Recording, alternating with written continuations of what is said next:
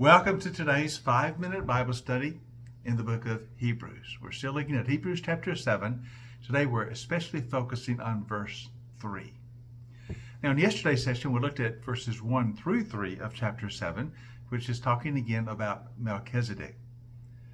Now Melchizedek, as we said yesterday, we meet in Genesis 14. He meets Abraham on the return from the defeat of the kings.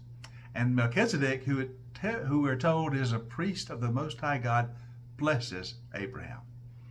We're told that Melchizedek is the king of Salem, king of peace. He's also, his name means he is the king of righteousness. And we mentioned that he is prophetic of the coming Messiah, that Jesus will be a priest forever in the order of Melchizedek. Now we've examined all that before. But what I want to notice in particular today is what it says about Melchizedek in verse 3.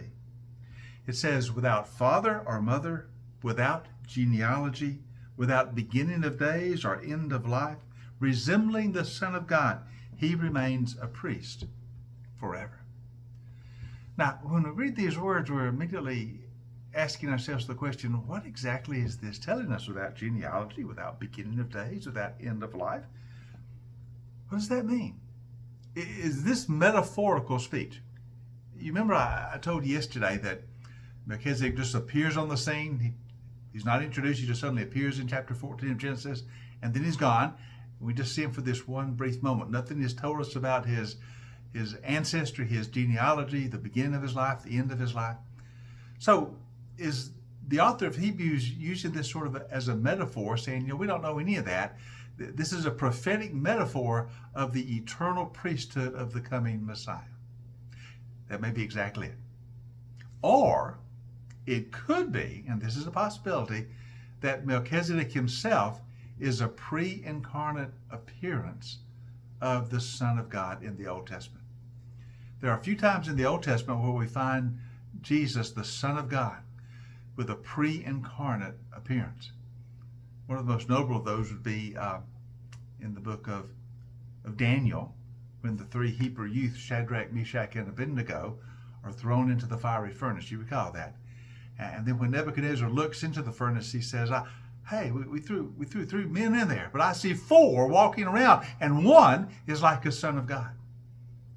Most people feel this is perhaps a pre-incarnate appearance of the Son of God in the Old Testament. Another example is in the book of Joshua, when Joshua is preparing to take on the city of Jericho. And he's out one day sort of looking around, and he encounters a figure, a person who says, I am the captain of the Lord's host. And Joshua falls before him as though to worship. And many feel this is another pre-incarnate appearance of the Son of God. Those are just 2 examples. And so it may be that Melchizedek is a pre-incarnate appearance of the Son of God, a pre-incarnate appearance of Jesus in the Old Testament. And that is why it says he is without father or mother, without genealogy, without beginning of days or end of life. He resembles the Son of God. So those are 2 possibilities, and you can find scholars who take both views.